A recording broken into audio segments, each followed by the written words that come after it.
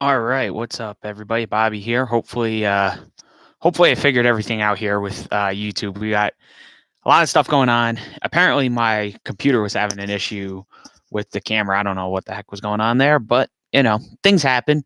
Trying to get some folks in here, so we posted some stuff out there. So I know nobody's on the stream right now. We got somebody. Um, so we do have the chat there. So if you guys want to use the chat, that'd be great. That way, there we can talk back and forth. Um, so on here, I really wanted to talk a little bit about some of the underdog teams and some of that kind of stuff. So really just trying to do something a little bit different on here than, like I said, I do on the Facebook channel. So you know, we'll get you guys going on that. Um, sorry, trying to get some folks in here. We're gonna let's see here. It is very rainy out here in good old New Jersey today. It's been kind of misty, kind of all over the place as far as the weather has gone. We have gone from the nice warm weather to chilly, cold, and now we're getting ready for another interesting rainy day tomorrow. It's supposed to be a little bit warmer. It's going to be up in the 70s or so, and then we shall see how Halloween's going to go. You don't want the kids out in the pouring rain, so hopefully the rain gets out of here before that. And Halloween, I don't know about where some of you guys are from, but around here, Halloween's kind of not what it used to be. Anyhow, it used to have kids actually go to the houses and stuff. Now these days, it's more of those trunk or treat things where you go to like a park or some kind of a public space, and the kids walk around and get candy going car to car versus going to houses and stuff like that. I guess that's safer than having kids walking around neighborhoods and stuff and whatnot. And especially in a bad weather situation, I guess that would maybe not happen, because I don't know how you're gonna decorate your car, have your trunk open, get stuff wet. So whatever. That's what we're looking towards. Um, so a couple things I wanted to talk about underdog drivers is we were talking about this on Facebook last week. I know, or 2 weeks ago. Matthew, who runs the one of the groups that I'm in, was trying to talk to me a little bit about some of the underdog teams and some of the teams, especially in the Xfinity Series, Truck Series, things like that. Some of the underdog teams and what I thought about some of them. What's kind of ironic is we had today an announcement from a team called Our Motorsports. It's Robert B. Our, who has a construction company, but they also have a race team. They primarily competed in ARCA, which I think they did a little bit in the last couple years, and they have Andy Seiss as one of their drivers. Now, Andy competed in the Cup Series this year up at New Hampshire, driving for Rick Ware, and he drove the 51 car for them. So, I think he finished 28th, if I'm not mistaken, in that race. I saw something about that. But Andy's going to drive for Our Motorsports starting at Daytona. He's not going to run the whole season. The team plans on running full time in the Xfinity Series, but they're not. Andy's not going to run full time. I believe Andy's still planning on running the modifieds up in Connecticut and throughout New England and competing full time up there. So it's going to be interesting to see another underdog team coming into the Xfinity Series. What drivers they bring? Is it going to be guys that are basically funding the seat, which I would imagine that's what it's going to be? It was very interesting. Our Motorsports also announced that they bought cars from GMS Racing, which kind of fuels the rumors that we've been hearing about GMS possibly shutting down their Xfinity program at season's end. So if they are selling cars off to other teams, I would say that that's a pretty good sign that that's what they're doing. But nothing's been confirmed yet. We haven't had anybody come right out and say that that's what they're doing. So as far as what's to come with the rest of the GMS cars that are out there being raced right now by John Hunter Nemechek, I really don't know what to tell you. We're kind of in a wait and see pattern when it comes to that. So we'll figure out where that stands. But Our Motorsports has got a couple cars from GMS. And then like I said, they're going to compete full time on the Xfinity Tour, and they will continue to run part time ARCA. I guess they're going to run the the races they've run, which is like Daytona, Talladega, and some of the other bigger tracks they'll compete on. Now, another underdog team, I guess you could say underdog team as much as you could say about the Cup cars. There's been a couple of teams that there's been a lot of interesting things going on. So there's been a lot of chatter about what's going on with Corey LaJoie next year. And Corey drives for Go Fast Racing, which is a smaller team. They don't really have as much funding as some of the teams they compete up against every week. And they do a lot with a little, like I said, again, comparing the little bit of money they have versus the money that, like, let's say a Gibbs, a Hendrick, and some of those teams have. Corey's basically coming back to 32 car next year, which I think is a surprise to me in the sense that I really thought he was going to get an opportunity to drive either at Front Row or an opportunity to drive for the 37 team. I really thought he was going to get kind of like that jump up, especially considering he's running the best out of anybody that's ever driven that 32 car. He's actually outpacing and outpointing, I believe, Di Benedetto from last year. So he's even better than Matt D was in that car last year. And we know what Matt D ended up with driving that 95 this year, which he's parlayed into a seat at the Wood Brothers, taking over for the retiring Paul Menard after this season. So it's going to be interesting to see. Corey LaJoie comes back for a second season in that 32 car. There are some grumblings about a strengthening partnership with Stewart-Haas Racing. And if that's the case, it'll be really interesting to see what happens if that partnership does strengthen. And then does that mean that Cole Custer gets to drive some races in a second car for Go Fast? I know they've never run two cars, but obviously if you're getting money thrown at you by the folks at Stewart-Haas Racing to run Cole Custer, I think that and it makes your team better and it helps you financially get to the track at some of these places, then you do those things. So it'll be interesting to see how that all works out. I don't know if we're going to get an official confirmation that Corey's going to be back and when that's going to happen, but it's very much pointing towards that.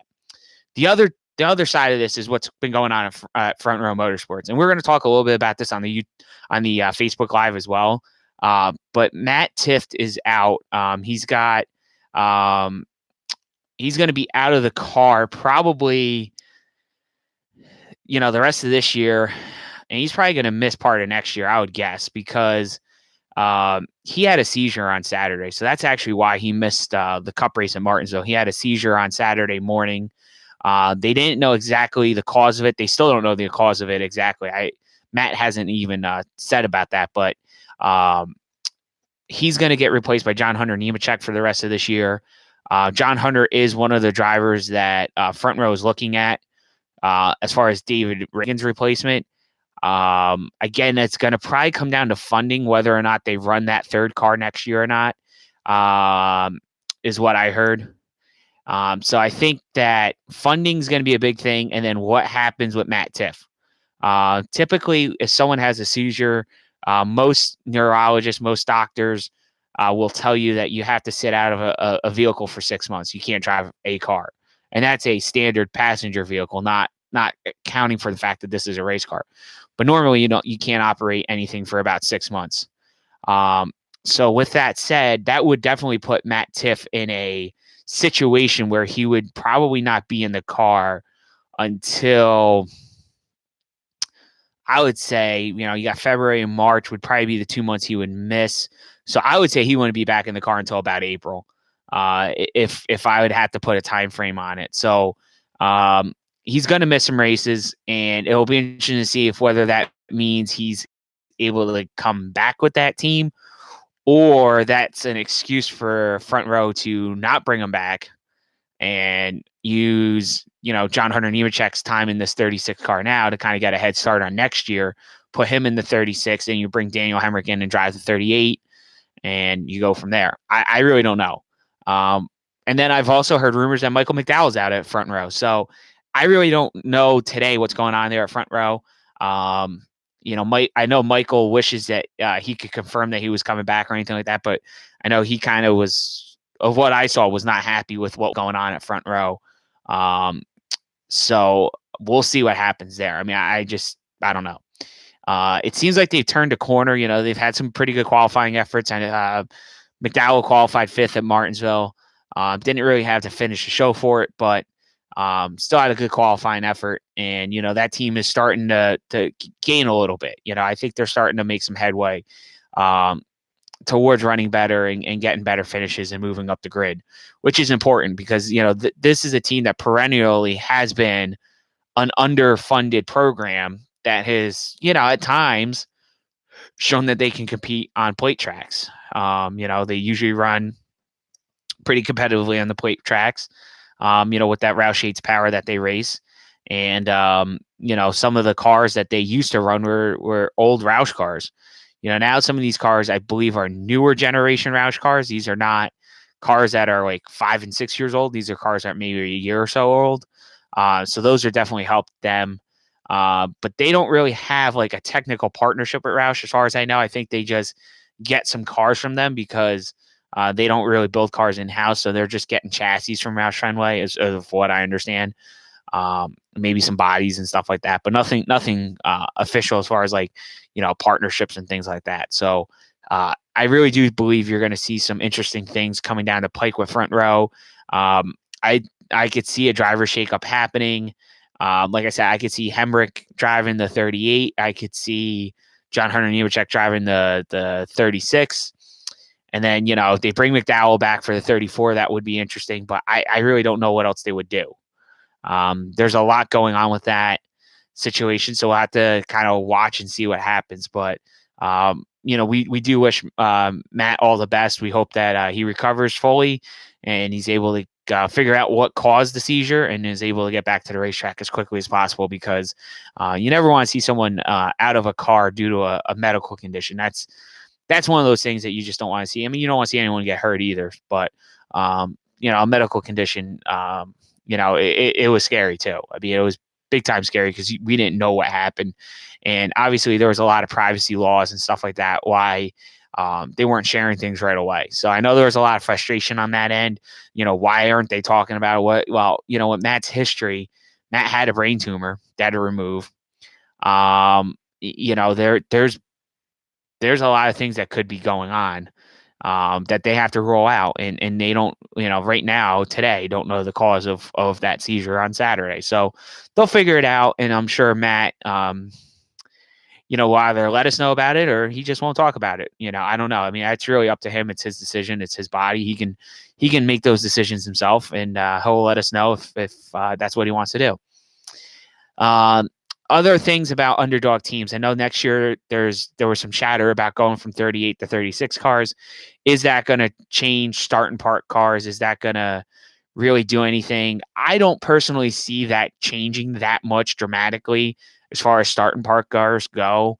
I really do think the start and park cars that you have now, you're going to continue to see, and it's probably going to grow.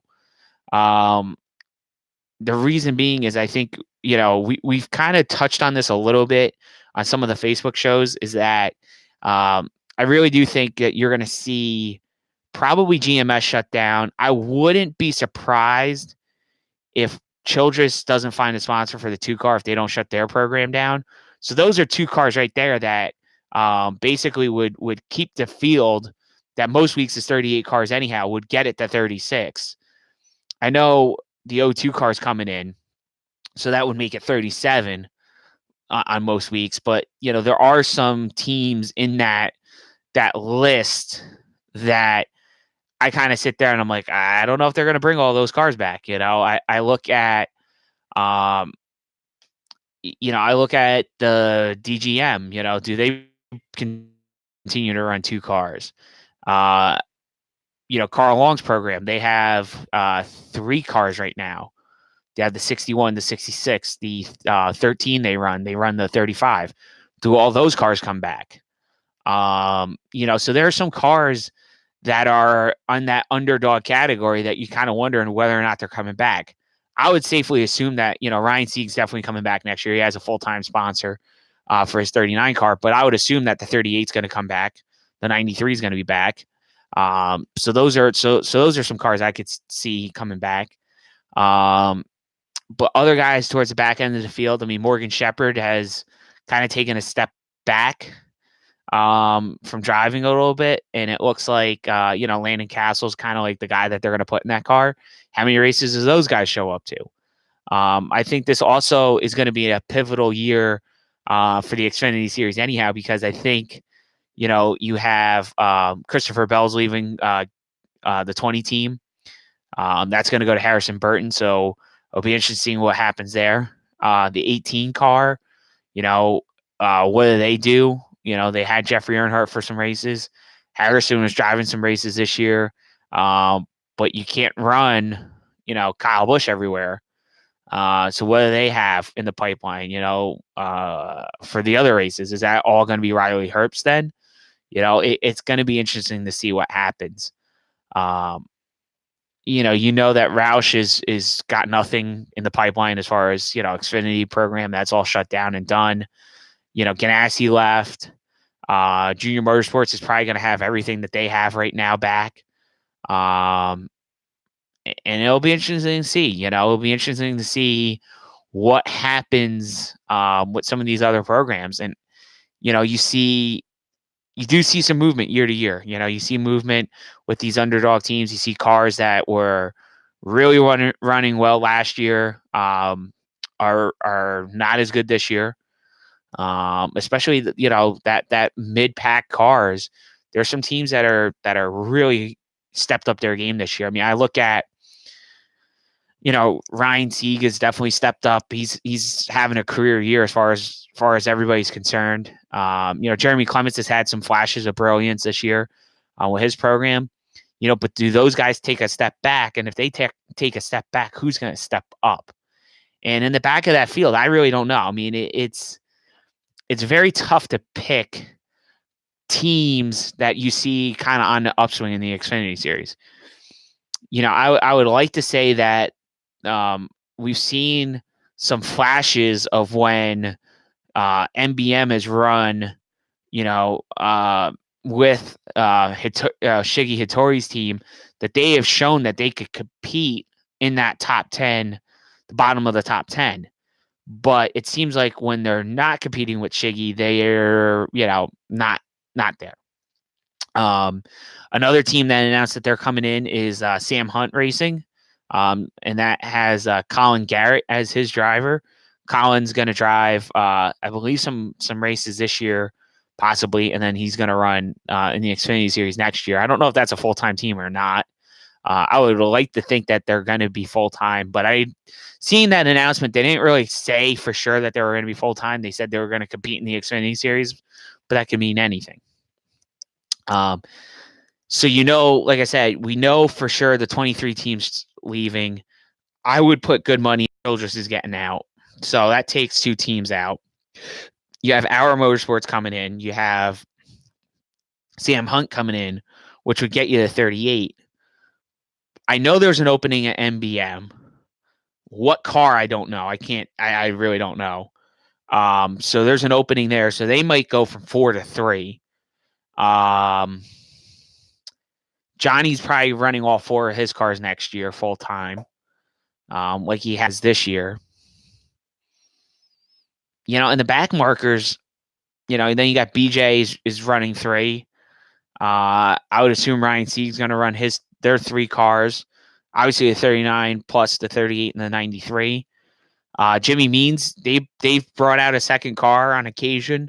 I think they're looking to maybe run another car and see where that goes.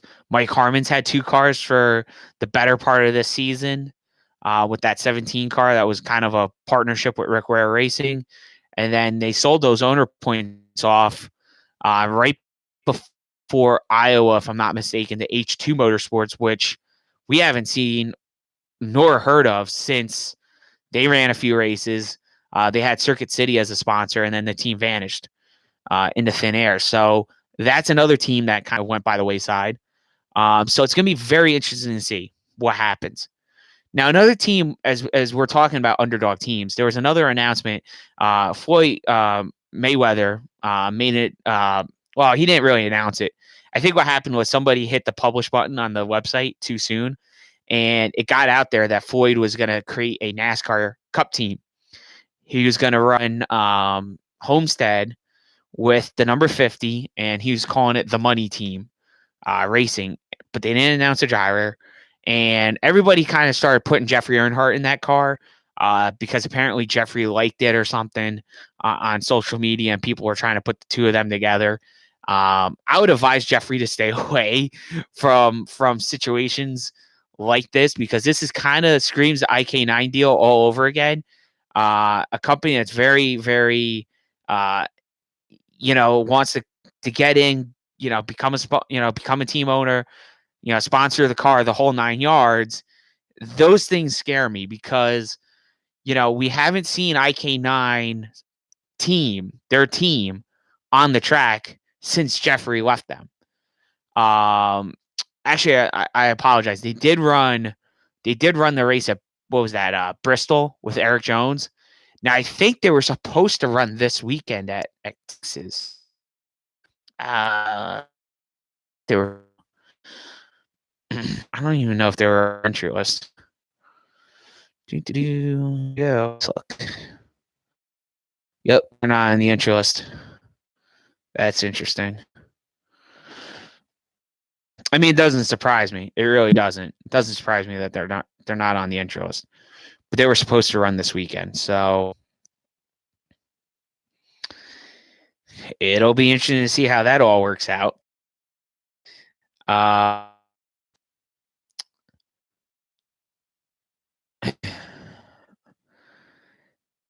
I'm just looking. I mean, at the underdog programs. We were talking about JD, Johnny Davis's team. I forgot about SS Greenlight. You have Gray Galding and Ray Black Jr. over there. I would imagine Gray Galding's gonna go back, and I would imagine Ray Jr. really would be back, unless somebody else had a bunch of money and wanted to throw something at it. Is going from BJ McLeod's team to Johnny Davis's team. They're driving 15.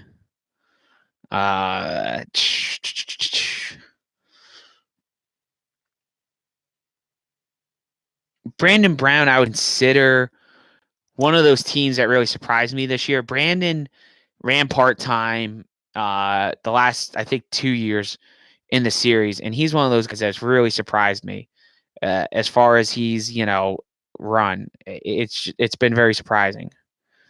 Those guys have had some top 10s this year. They've run really well. I think it's one of those interesting things that you see.